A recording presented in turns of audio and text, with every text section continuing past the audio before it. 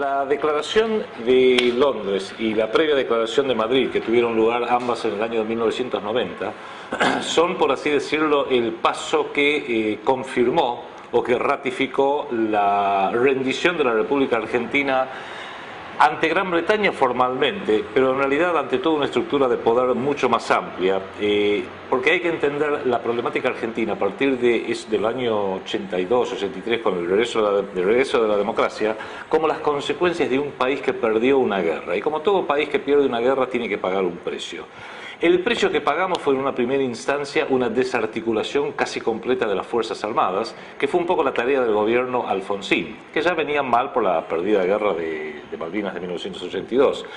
Alfonsín debilitó las Fuerzas Armadas lo suficiente como para que luego sí se presentara el panorama necesario para poder imponernos esos tratados, que por supuesto fueron tratados más benignos. Algunos lo llaman el Versalles argentino. Hay muchas similitudes con el Tratado de Versalles que se le impuso a Alemania después de la Primera Guerra Mundial, donde había una reparación de guerra, donde había una quita territorial muy importante, había una confiscación de sus colonias. En el caso nuestro quizás fue más benigno, lo cual es bueno, pero menos evidente, lo cual es malo, porque hizo que el grueso de la población no pudiera verificar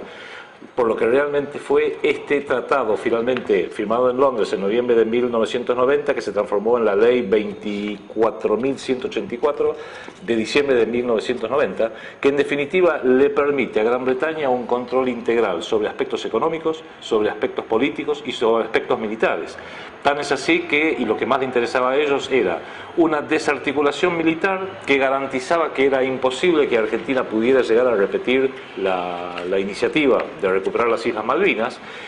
y eso fue lo que dio paso luego a una serie de medidas políticas, por ejemplo la Ley de Reforma del Estado de agosto de 1989, que permitió la base jurídica que legitimara lo que sería las privatizaciones, en gran medida la desregulación económica en general, sí que permitió que las grandes corporaciones se quedaran con los recursos naturales de la Argentina a través de la adquisición directa de empresas públicas utilizando bonos de la deuda, que fue meramente un reciclaje de papeles. Hubo una primera reunión en Madrid en febrero de 1990 a nivel de las cancillerías, tanto inglesa como argentina, en un país supuestamente neutro, en España, que abrió el camino para que luego sí esto se transformara ya en un tratado, del año de noviembre de 1990, que se transformó en ley, la que decía recién, la 24.184, que ratifica todos los términos de ese tratado con Gran Bretaña, y que tuvo algunos hitos anteriores, que creo que es interesante ver, los que coinciden con todo lo que fue la razón de ser del gobierno Menem, o debiera decir Menem-Cavallo, porque acá Domingo Felipe Cavallo fue un factor crucial. Probablemente Domingo Cavallo fue más importante que Carlos Menem, porque mientras que Carlos Menem es un político, lo fue entonces, lo sigue siendo hoy, de una suerte de camarilla local, con un nivel de confiabilidad muy relativo, no así Domingo Felipe Cavallo, que es un hombre que hoy es uno de los dos miembros argentinos en la Comisión Trilateral de David Rockefeller, con lo cual el hombre verdaderamente de confianza ahí fue Domingo Cavallo. Pero hubo varios hitos muy interesantes. En septiembre de 1989, la reina de Inglaterra, Isabel II, lo recibe en audiencia privada al entonces senador Eduardo Menem, el hermano del presidente. Luego, en noviembre de 1989, se produce algo insólito. Fuera de todo protocolo, la reina de Inglaterra, cuando abre las sesiones del Parlamento, habla en términos generales de cosas, habla en forma casi vaga, diría, como corresponde a un jefe de Estado. Sin embargo, en la apertura del Parlamento, de las sesiones del Parlamento inglés en el año 1989, en el mes de noviembre para ser precisos, rompió con ese protocolo. Isabel II se refirió a este tratado con la Argentina y dijo que esto habría enormes posibilidades para el comercio y para la industria británica de altísimo valor y altísimo interés, y en ese mismo mes visita a la Argentina una comisión que vino a ser una suerte de inventario y de relevamiento a cargo de Lord Montgomery, para ver, bueno, cómo hace un buen capataz, un buen dueño cuando viene a visitar su estancia, para ver qué es lo que había en Argentina que era pasible de privatizarse, para iniciar ahí sí de lleno todas las consecuencias económicas de ese tratado político firmado entre Argentina y Gran Bretaña. innegablemente fue por parte de las estructuras de poder del gobierno mundial, del ya entonces incipiente gobierno mundial, de quedarse con vastos recursos argentinos a un precio vil. Cuando se analiza, porque hay distintas formas de analizarlo, por ejemplo lo que se pagó por YPF, Yacimientos Petrolíferos Fiscales, se calcula que el valor pagado por Repsol, empresa española, que en realidad es una empresa testaferro, en ese entonces ya lo era, de la British Petroleum, porque a nadie escapa que España no tiene una gota de petróleo, y sin embargo en los años 80 surge Repsol como una gran empresa petrolera para un país que no tiene una tradición de explotación y de comercialización del petróleo. En alguna medida fue hecho debido a la colaboración histórica entre la Casa de Borbón y la Casa de Mountbatten británica, entre la corona británica y la corona española, de tener una entidad que permitiera quedarse con YPF, quedarse con el petróleo argentino, pero que pareciera que son los españoles los que se quedan y no los ingleses, porque todavía en el año 90 hubiera sido demasiado sensible para la opinión pública. De manera que eso se calcula que el precio realmente pagado es el 4% de lo que realmente valía entonces Yacimientos Petrolíferos Fiscales. Todo ese dinero fue reciclado y, por supuesto, después de hacer todas las exploraciones y explotaciones que hizo Repsol, finalmente esto fue vendido a supuestos inversores del gobierno Kirchner, el señor Eskenazi para ser preciso, por un monto que es sospechosamente parecido al monto de los desaparecidos fondos de la provincia de Santa Cruz, con lo cual esto, por más que uno lo pone en cabeza de Menem, ha tenido una continuidad que siguieron luego de la Rúa, Duhalde y por supuesto los Kirchner. Y otro ejemplo es el de Aerolíneas Argentinas, que ya a través de una falsificación de la realidad se habló de la privatización de Aerolíneas Argentinas, que en realidad fue entregada también a precio vil a Iberia, pero este aquí que Iberia no es una empresa privada, es la línea aérea estatal del Reino de España. Y uno de los ejemplos más notorios, que también lo menciona el doctor González en su libro, es que dos aeronaves Boeing 707, antiguas por cierto, como ya estaban amortizadas, fueron transferidas al costo de $1.57 cada una de ellas, que por supuesto ya no se utilizaban para servicio de pasajeros regular, pero sí se utilizaban como carga, y cualquier argentino hubiera pagado por lo menos $5 por cada una de ellas, ¿no? De todo, y fue la gran era de, digo grande de una forma sarcástica, de las privatizaciones que llevó a cabo el gobierno Menem, que involucró gas del Estado, obras sanitarias de la nación, agua, bueno, lo que sería luego todo el sistema de aguas, todo el sistema de electricidad, las distribuidoras de electricidad, empresas de minería, concesión de caminos, todo lo que hemos conocido, que va de la mano de la desregulación del Estado, insisto, la reforma del Estado de agosto de 1989, que es ley, junto con toda la voluntad privatizadora que coincide, para que se vea la secuencia de esto, porque todo esto lo hace Domingo Felipe Cavallo, canciller. Cuando termina de armar toda la estructura política de estos tratados, notablemente el tratado con Inglaterra, Cavallo pasa de ser canciller a ser ministro de Economía, para ejecutar en la práctica lo que habría acordado como canciller. O sea, Cavallo, canciller, tuvo una función estratégica. Cavallo, ministro de Economía, tuvo una función táctica, fue el que permitió que entonces se llevara a cabo una por una cada una de las privatizaciones a unas condiciones absolutamente desfavorables para el país, pero absolutamente favorables para esta estructura de poder mundial. Y para redondear la idea, Juan Manuel, creo que vale la pena agregar lo siguiente. Porque esto no ocurrió porque ellos sean malos y nosotros somos buenos o nada por el estilo. En política no hay buenos y malos, hay intereses y hay poderosos y menos poderosos, y el más poderoso siempre saca la tajada más grande. El sistema capitalista, a lo largo de las décadas, se basó sobre un crecimiento casi permanente. Entonces lo importante era hacer crecer la actividad económica, de la cual Estados Unidos fue la cuña, por así decirlo, después de la Segunda Guerra Mundial. Hacia los años 70, el crecimiento del capitalismo empieza a parar. Entonces buscan nuevas formas de mantener los márgenes de utilidad.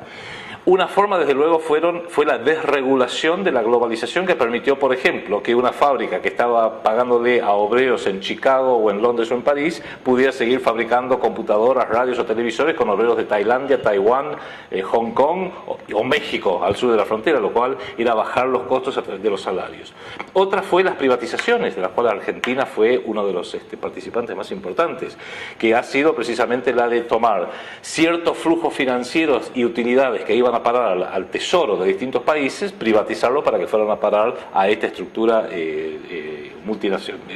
global económico-financiera. Y luego vimos, ya cuando estaban hechas las privatizaciones acá en Argentina, que pasaron a otro paso todavía, que fue la de generar ganancias electrónicas, el mercado de los derivados, que en definitiva ya se divorció de la economía real para seguir generando un pseudo crecimiento del capitalismo en el ámbito de lo virtual. Y por supuesto eso tampoco funcionó y todos nos hemos enterado, porque hay que ver la perspectiva histórica y la continuidad, que en septiembre del 2008 todo el sistema en sí, como estaba armado, ha colapsado. Con lo cual es para tener presente de que lo que Argentina sufrió y la libra de carne que entregó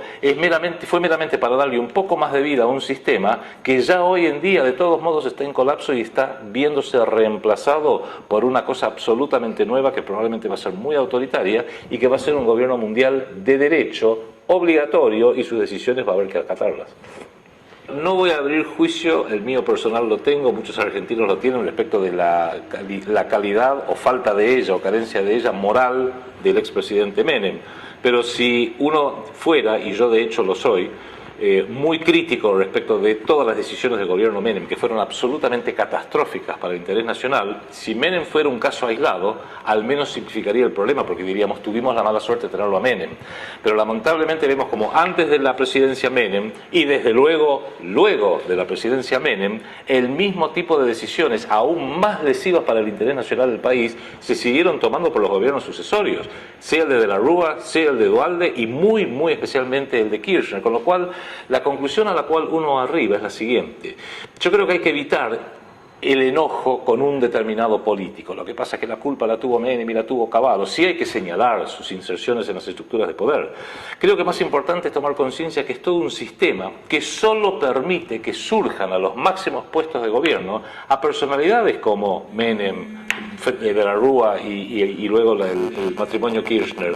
Porque en definitiva, a través de un uso discrecional del dinero, excesivo incluso de lo que es el dinero, se van identificando aquellos políticos locales que son argentinos porque tienen DNI o pasaporte argentino, pero que no están identificados ni con el bien común del pueblo ni con el interés nacional de nuestra nación. Se los identifica, se los prueba a ver si tienen los talentos, el carisma, la voluntad, las ganas, algunos conocimientos como para poder llegar a ser presidente, gobernador, ministro, secretario de Estado, senador o diputado, y ver si es permeable a alinear sus acciones a cambio de dinero,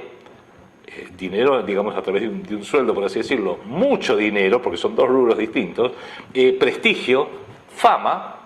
ser prestigiado por los medios internacionales, y de esa forma se los va comprando de alguna medida, lo cual siempre uno diría, pero ¿por qué habrían de hacer algo así? Porque siempre es mucho más barato que invadir un país. Es mucho más barato identificar y usar a políticos e intelectuales locales como una suerte de caballo de Troya o guarda pretoriana, es mucho más barato que invadir un país, por más que de vez en cuando lo hacen, como lo han hecho con Vietnam, lo han hecho con Irak, lo han hecho con Afganistán y lo han hecho con Palestina, y lo han hecho con la ex Yugoslavia. Innegablemente creo que Menem es meramente uno de los casos más notorios de ese sistema que utiliza a los presidentes, por más que los llamen presidentes, en realidad como gerentes generales, como Chief Executive Officers del país. Y cuando uno redefine la función de Menem y de Cavallo como la de un gerente general y un gerente departamental, llamémoslo así, ¿quiénes son los miembros del directorio que rige sobre la Argentina? Y por encima de ese directorio, ¿quiénes son los accionistas de la República Argentina, que son los verdaderos dueños? A partir de ahí uno empieza a dilucidar que hay un modelo en el cual la actuación de Menem, la actuación de Cavallo y estos tratados inicuos y perversos firmados con Gran Bretaña y con otros 50 países, porque el de Gran Bretaña de lleno y se integró a la globalización, pero todo eso cobra sentido cuando uno lo inserta dentro de este modelo. Y no hay que verlo como los malos que atacan a nosotros los buenos. En realidad son los poderosos que nos atacan a nosotros los débiles y tontos. Bueno, la ciudadanía, si quiere, puede tener conocimiento porque, insisto, y creo que es el único libro que se ha escrito, o uno de los principales que se ha escrito al respecto, el que analiza todos los pormenores del tratado con Inglaterra y con los demás países del mundo por parte del doctor Julio González. Sin embargo, la ciudadanía, para tomar conciencia de esto, tendría que leer el poquísimo material que está disponible. Estuvo en los diarios cuando se firmaron los tratados y fue presentado como que Argentina finalmente resolvía sus problemas, Argentina finalmente regularizaba su situación diplomática con Gran Bretaña, que no fue regularizado durante todo el gobierno de Alfonsín. Argentina se integra al primer mundo, no fue vendido así. Con lo cual yo me pongo en el sitio de la ciudadanía, de la cual obviamente somos todos parte, y creo que la ciudadanía es la más inocente de las partes, porque si no se le informa al pueblo, el pueblo quiere saber de qué se trata, pero si nadie le informa al pueblo, y solamente una parte ínfima del pueblo va a hacer el esfuerzo de tratar de ir a las verdaderas fuentes, entender el modelo, sacar los datos y organizarlos y ubicarlos de forma tal que le permite entender la fechoría que fue cometida por Menem, por Cavallo y que hoy es continuada por los Kirchner. Acá en la Argentina, en realidad, y esto rige hasta el día de hoy, desde luego desde que volvió la mal llamada democracia hasta el día de hoy, que es una suerte de triángulo perverso. Y como todo triángulo tiene tres lados. Un lado de ese triángulo perverso son los gobernantes que están en el poder, obviamente, en el poder ejecutivo, en el poder legislativo, inclusive en el poder judicial y a nivel nacional, a nivel provincial y a nivel municipal, porque cuando vemos el poder que maneja la Ciudad Autónoma de Buenos Aires estamos en el mismo problema. El segundo lado de este triángulo perverso es una falsa oposición que se opone a lo secundario, pero jamás se le ocurriría oponerse a lo primario. Un ejemplo de hace apenas unos meses, a principios del año 2010, vimos como todos los medios hablaban de una gran disputa que había entre la presidenta Cristina Kirchner, por un lado, y la oposición respecto del uso discrecional o no de fondos del Banco Central para pagar la deuda externa, que engancha con todo esto que hizo Menem Cavallo, que empezó con los tratados de Malvinas. Y se discutía si tenía que salir por un decreto de necesidad de urgencia, si tenía que pasar por el Congreso, si había que analizarlo así, asado. O sea, estaban discutiendo el gobierno y la oposición, y muy ácidamente, cómo pagar la deuda externa, cuando en definitiva lo que en la Argentina hay que discutir es cómo no pagar la deuda externa, porque la Argentina tiene una deuda que se le ha sido impuesto a través de guerras ganadas, a través de gobiernos ilegales e ilegítimos que desplazaron a gobiernos auténticamente legales, como ocurrió en 1976, y Argentina podría fácilmente declarar la deuda externa como deuda odiosa y como mínimo repudiar buena parte de ella. Pero por supuesto, esa iniciativa la tiene que tomar o el Poder Ejecutivo o el Poder Legislativo en la República Argentina, y este sistema del dinero se garantiza que nadie que ocupe la Casa Rosada y ninguna mayoría que ocupe el Congreso de la Nación se le ocurriría ni por las tapas tomar estas iniciativas. Y el tercer lado de este triángulo perverso son los multimedios monopólicos, que también obedecen y están alineados a este sistema de poder y que le dan micrófono y cámara a todos los que mantienen las líneas y los puntos de vista políticamente correctos y se lo quitan y condenan al ostracismo, mediático al menos, a todos los que sustentan opiniones distintas a ello. Con lo fácil, porque los medios son empresas, y como empresas tienen intereses económicos y financieros, y como empresas tienen accionistas, y la mayoría de sus accionistas son empresas, anunciantes y financistas del propio sistema de poder global. Los que anuncian en los grandes multimedios, ya sabemos que son las grandes empresas, que en definitiva son las que si dejan de comprar publicidad les traerían un grave problema, sea a los grandes diarios de Buenos Aires, que algunos son grandes por el tamaño de su papel, a las cadenas de radio, a las cadenas de televisión. Los accionistas, lo mismo, y en algunos casos notorios son los dos grandes diarios de Capital Federal, donde tiene como uno de sus principales accionistas, uno a Citicorp y el otro a Goldman Sachs, de manera que cualquier información que digan estos diarios, demostrando y desenmascarando todas estas maniobras que benefician nada más y nada menos que a sus accionistas y a sus anunciantes, sería una forma de suicidio. Que tuviera la osadía de publicar algo por el estilo no duraría ni 24 horas trabajando para ese medio. Con lo cual, en definitiva, como tenemos a todo esto se le llama el sistema democrático. Terminamos teniendo un sistema democrático que es tan perverso que lo peor que tiene para ofrecernos son gobernantes colocados en sus máximos sitios de poder por dinero de la droga, de la efedrina, por ejemplo, o por valijas repletas de dólares. Pero lo mejor que nos puede ofrecer son otros gobernantes. Voy a hacer un nombre, el señor de Narváez o el señor Macri, por ejemplo, que pueden decirnos, no, yo jamás voy a acceder o a tomar fondos impropios porque yo soy rico, y como soy rico puedo bancarme mi propia campaña, y es verdad, porque un señor como Macri, un señor como de Narváez tienen suficiente dinero para poder solventar sus propias campañas, con lo cual lo mejor que nos puede ofrecer este sistema mal llamado democrático es un gobierno de los ricos, con lo cual en última instancia terminamos teniendo la mejor democracia que el dinero puede comprar. Es todo parte de un sistema que distorsionó el sistema jurídico argentino y el sistema económico argentino para que beneficiara a esta estructura de poder que buscaba maximizar sus beneficios y siempre en detrimento de la República Argentina. Fíjate vos que una de las cosas que se realizó es hasta 1991 la deuda externa, que todavía se podría haber investigado con relativa facilidad, estaba en cabeza de unos 25 bancos. Gracias al señor Cavallo, el señor Daniel Marx, esa deuda se transformó en los bonos, los famosos bonos Brady, que fue una idea del entonces secretario del Tesoro Nicholas Brady, operada por el subsecretario del Tesoro Mulford, que Mulford es socio de Cavallo, y Brady terminó siendo socio de Daniel Marx en una consultora que se llama Darby Investments para Latinoamérica, y en definitiva lo que hicieron fue transformar esos bonos en unos 2 millones a 3 millones de bonos en manos de pequeños ahorristas, pequeños inversores, que fueron los muy perjudicados en definitiva con el default del año 2001-2002. Con lo cual en definitiva fue armar y reingenierizar todo un sistema para que fuera más anónimo, para que los bancos puedan tomar distancia y no verse afectados por esos bonos. Esos bonos Brady en una primera instancia fueron mayormente readquiridos por los propios bancos para con ellos pagar por Aerolíneas Argentinas, YPF, SECBA, Entel, todas las empresas públicas se fueron quedando porque no pagaron dinero. Mayormente utilizaron los propios bonos que tenían en sus carteras para poder pagarlos con papelitos que en definitiva sabíamos que no servían nada. La deuda externa no solamente se mantuvo intacta, sino que la hizo crecer, y una de las formas de hacerla crecer fue la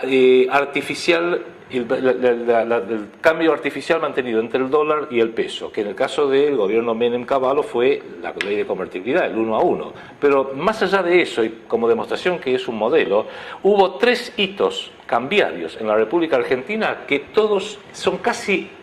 la copia idéntica del mismo modelo con distintos nombres. El primero fue la tablita de José Alfredo Martínez de Oz, régimen cívico-militar a partir de 1976. Se permitió que la inflación siguiera, pero el dólar se lo mantenía bastante estable, con lo cual a Argentina le era fácil importar, difícil vender. Perfecto. Segundo etapa del modelo, la convertibilidad de Menem y Cavallo, 1 a 1, con lo cual era fácil adquirir, fácil viajar afuera, difícil para la Argentina exportar, con lo cual se iba desindustrializando porque se iba destruyendo la base industrial. Y ahora estamos viviendo exactamente lo mismo, una inflación galopante que encima es falseada por el INDEC, negada por el gobierno, pero que cualquiera que vaya al supermercado o a comprar o a cargar nafta lo sabe y la siente en su bolsillo, y sin embargo un dólar que va subiendo muy despacito. Siempre es lo mismo, un dólar estable, inflación interna importante, que tiene el siguiente efecto, que a Argentina se le haga cada vez más difícil exportar y mucho más fácil importar, con lo cual Argentina se lo utiliza como un mercado para las corporaciones sin acceder a nuestros bienes de exportación, salvo los que a ellos les pueda llegar a interesar. El petróleo, el gas, la soja, por ejemplo, las carnes argentinas, y siempre a precios controlados impuestos por ellos, con lo cual no somos ni más ni menos que un mero proveedor de recursos de materia prima. Pero en realidad, claro, acá dijiste la palabra justa, Juan Manuel, hay que distinguir entre Estado y gobierno. Se hizo todo este mito, esta farsa, en definitiva, de que el Estado es mal administrador, de que el Estado es ineficiente. Yo lo recuerdo, lo menciono porque ya no está vivo siquiera, Bernardo Neustadt, cuando hacía lobby a favor de las privatizaciones, cuando era muy recontra menemista, levantaba un teléfono en cámara, lo miraba y decía: yo no veo la soberanía acá. ¿Por qué? Porque el Estado teóricamente era muy ineficiente. Desde luego que Entel era una empresa ineficiente, pero era ineficiente porque estaba manejado por gente ineficiente. El Estado puede ser perfectamente eficiente. En realidad el drama de Argentina no es el Estado, sino son los gobernantes. Y el drama de los gobernantes es porque, volvemos a lo que hablábamos antes, hay un sistema perverso que solamente financia a aquellos potenciales gobernantes que son los que van a destruir el país, con lo cual es muy fácil colocar a los peores elementos que los tiene cualquier sociedad, no solamente la Argentina, lo tiene la sociedad inglesa, lo tiene la sociedad norteamericana, lo tiene la sociedad de cualquier país. Si hay una voluntad y hay un poder económico que financia a los peores elementos para que luego pasen las leyes que más les conviene, bueno, en definitiva no es culpa del Estado, es culpa del sistema que permite que esas personas lleguen al poder. Lo decía Harry Ferns, que fue un estudioso de la Universidad de Birmingham, y que lo rescata también el profesor González, que decía: hay que hacerle realizar a nuestros enemigos lo que nosotros necesitamos que hagan para que se destruyan solos. Y luego, en ese mismo trabajo, que es un trabajo de los años 60, agrega respecto del peronismo: como no sea mediante una guerra civil devastadora, resulta muy difícil imaginar cómo puede deshacerse la revolución efectuada por Perón. Lo cito como un ejemplo porque es típico y es un buen ejemplo de que cuando el Estado es ocupado por verdaderos estadistas que responden a los intereses del pueblo, como fue el gobierno de Juan Domingo Perón entre 1946 y 1955, hacen una revolución tan importante, incluso de esclarecimiento de la población, que luego los poderosos del mundo, para poder deshacerlo, requieren una guerra civil. Lo dice uno de los propios hombres del riñón del sistema inglés. Y cuando, sin embargo, es ocupado por los gerenciadores nombrados por este propio sistema, que se alinean, o porque son perversos, no voy a hacer nombres, o porque son perversos, o porque son ignorantes, o porque son ambiciosos, o porque son lisa y llanamente estúpidos, y en este último rubro solamente voy a hacer un nombre, Fernando de la Rúa, donde ya directamente es la estupidez la que gobierna, hace que sea de una forma u otra, y son todos fácilmente controlables, los voy reemplazando en el tiempo. A veces pongo uno un poquito más a la izquierda, a veces pongo otro un poquito más a la derecha, para que vayan haciendo la tarea, no solamente en el corto plazo, sino en el mediano y largo plazo que beneficia a este sistema. Porque no olvidemos que este sistema de poder mundial, desde hace décadas que aprendió el sutil arte de la planificación a largo plazo. Y una de las formas de que se aseguran de que los pueblos en general no lo vean es que nos han impuesto una vida que es muy cortoplacista. Estamos tan al borde de un ataque de nervios con los problemas inmediatos y coyunturales que perdemos la visión y la perspectiva de analizar y evaluar todas las problemáticas en el largo plazo. Cuando uno lo hace y empieza a ver el modelo que nos llevó desde la firma del Tratado de Londres con Gran Bretaña, pasando por la desregulación, la reforma del Estado, las privatizaciones, la convertibilidad, el colapso financiero y bancario del 2001, el megacanje de junio del 2001 de Cavallo, Fernando de la Rúa y el señor Jacobo Dreysen, que aumentó la deuda externa en 51.000 millones de dólares y aún así colapsamos 5 meses después. Cuando uno va viendo toda esa perspectiva, empieza a entender el porqué de la funcionalidad de nuestros gobernantes, que hasta el día de la fecha, cuando digo esto, está en los diarios que se está por liquidar 6.707 millones de dólares a favor del Club de París por parte del gobierno de la presidente Cristina Kirchner, y uno dice: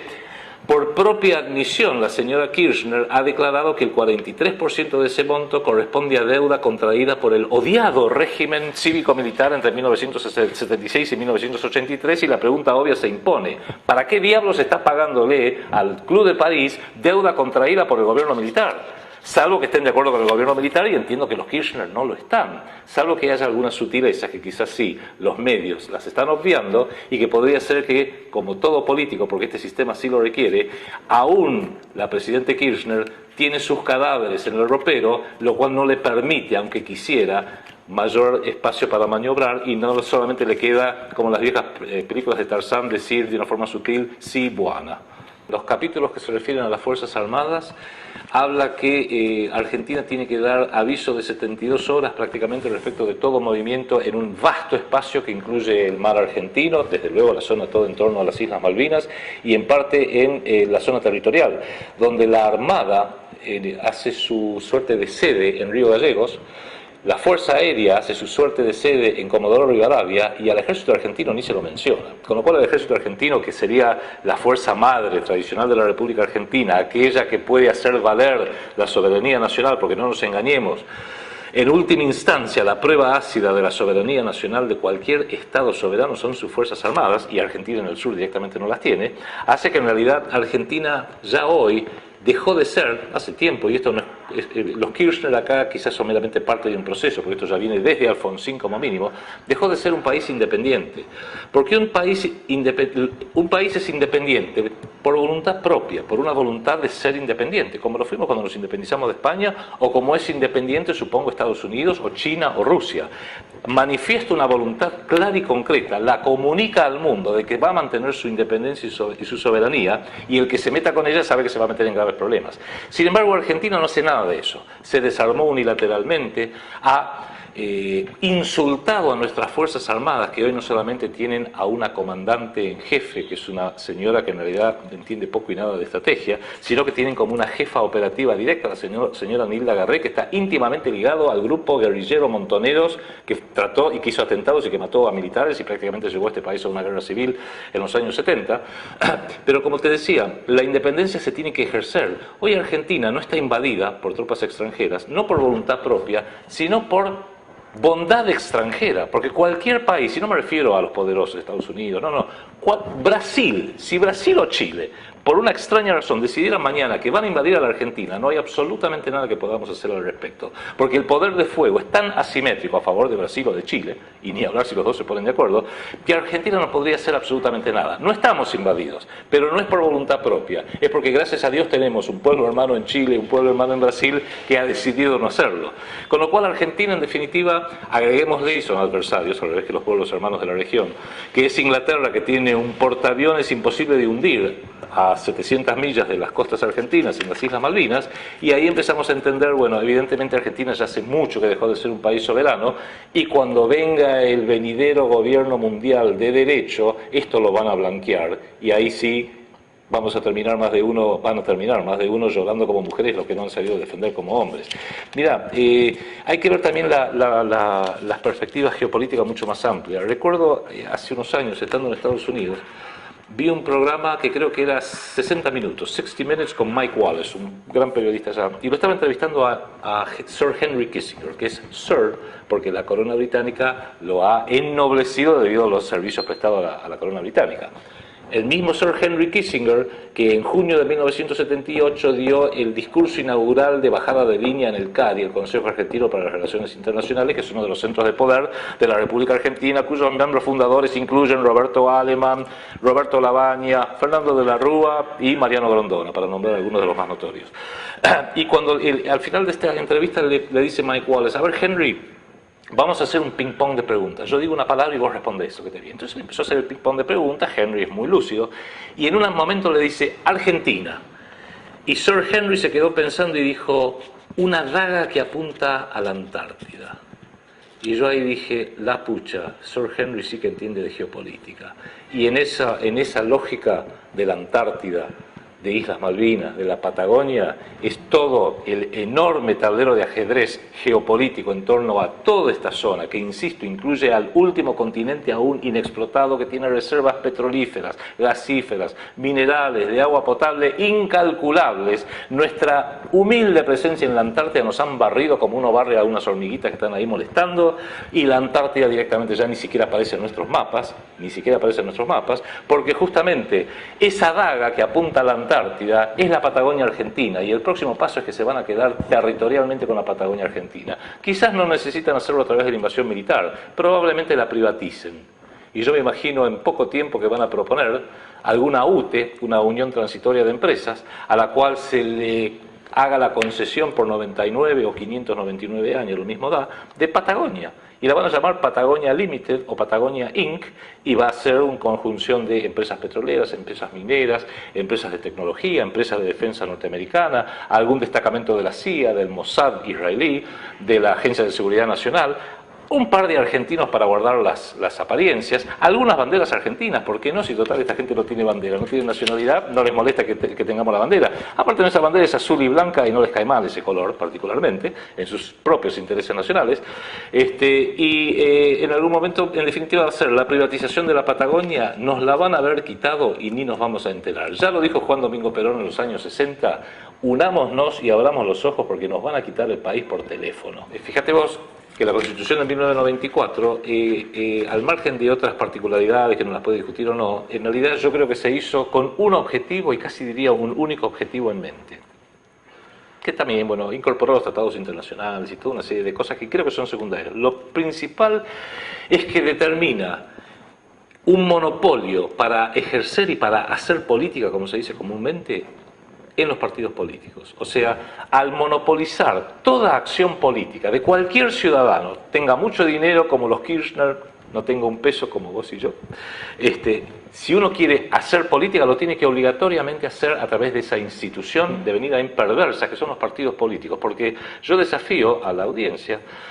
a que nombre o identifique una institución social más dependiente del dinero que un partido político. Porque aún una empresa que a lo mejor le fue mal y tuvo que pedir un préstamo, y está en rojo, se supone que si es una empresa y fabrica sillones, bueno, en algún momento va a dar vuelta a su situación económica, va a tener utilidades y con esas utilidades va a pagar el préstamo y se va a independizar como empresa. Pero un partido político no produce nada, lo único que produce son legiones y legiones de charlatanes, que eso está creo que a la vista, no solamente en Argentina, sino en todo el mundo, y es absoluta, totalmente droga dependiente del dinero. Un partido político sin dinero no sirve para nada. Para poder hacer campañas, para tener sedes, para hacer los afiches que vemos, esos que son cientos de millones de pesos y dólares para hacer afiches, spots publicitarios, comprar a periodistas, canales de televisión, radios, etcétera. Todo eso cuesta gigantescas cantidades de dinero. Sin dinero, que tiene que venir de alguna parte, los candidatos no llegan ni a la esquina. Y en la desesperación, e insisto, esto no solamente en Argentina, lo vemos en muchos países del mundo, aún en Estados Unidos, en su desesperación para juntar fondos, aceptan fondos del narcotráfico, aceptan fondos del crimen organizado. Bill Clinton, recuerdo que tuvo un gran problema porque aceptó en la campaña de él del año 96, aceptó fondos de China y los tuvo que devolver, $500.000, los terminó devolviendo cuando ya había sido elegido, por supuesto. Y en latitudes más cercanas, como dije al principio, dinero de las empresas de la efedrina y valijas repletas de dólares de algún país de la zona. Absolutamente, absolutamente. Es más, los acuerdos de Madrid se hacen porque la Unión Cívica Radical acompañó. Y no olvidemos que entre las desprolijidades de la reforma constitucional del año 94 se engarza perfectamente dentro de lo que es un proceso, que vuelvo a insistir, hay que verlo como un proceso de mediano plazo, ni siquiera fue de largo plazo, de mediano plazo, que hace que lo que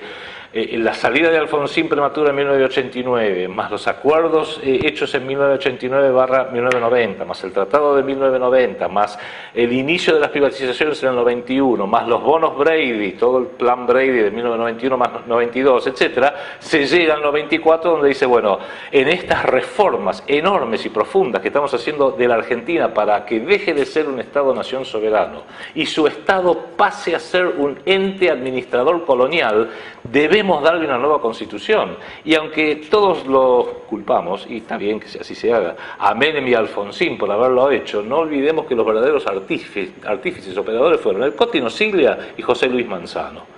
Quizás dos de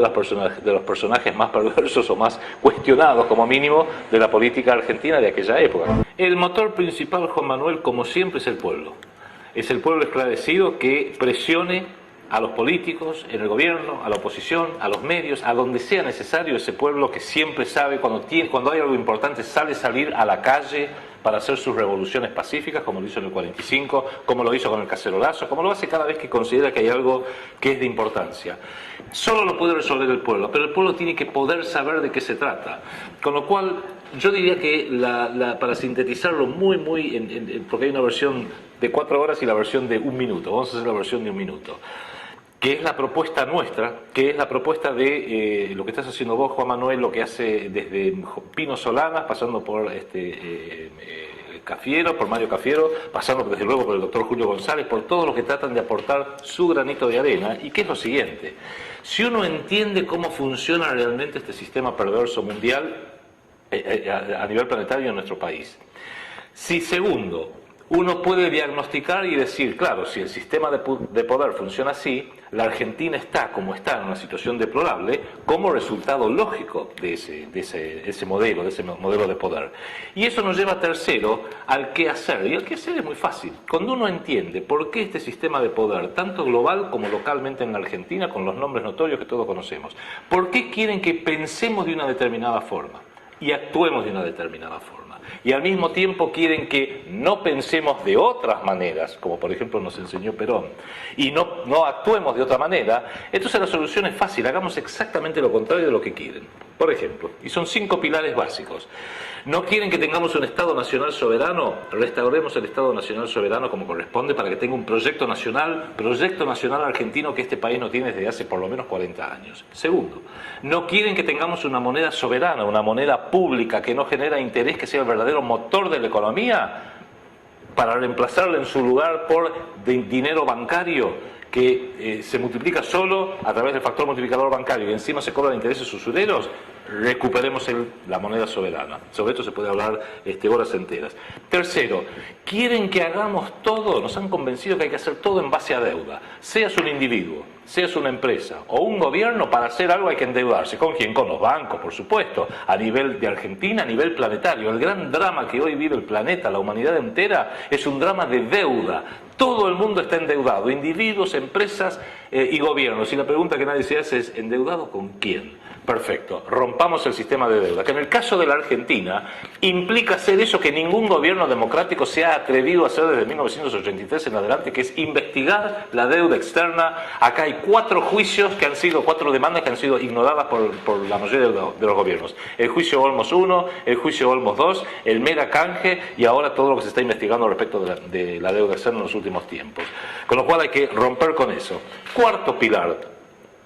Restaurar las instituciones republicanas para que no sean más prisioneros, estén más dependientes del poder del dinero. Volver a las estructuras intermedias para que alguien pueda ser candidato a cualquier puesto político no tenga que estar limitado por un partido político. Yo no veo por qué la Liga de Amas de Casa no pueden proponer una candidata a diputada. Seguramente las amas de casa saben muchísimo más sobre economía que más de un burócrata del Ministerio de Economía. No veo por qué un empresario no puede proponer alguna idea de cómo arreglar otros aspectos de la economía. No veo por qué un hombre del campo no puede proponer cómo arreglar toda la problemática agraria de la Argentina. Incluso, hasta si un cartonero, la Liga de Cartoneros, tiene un candidato lúcido, no veo por qué no lo podamos votar. Sería una forma de divorciar las instituciones republicanas de la dependencia del dinero. Ese es el cuarto pilar. Y el quinto pilar, en realidad el último, pero más importante, es volver a los valores tradicionales. Y volver a los valores tradicionales implica, entre otras cosas, poner a la Argentina nuevamente de pie, y lo digo literalmente, porque hoy tenemos un sistema mundial y en la Argentina donde lo financiero condiciona totalmente la economía y la destruye. La economía, ya lo vemos, paga a la política. La política paga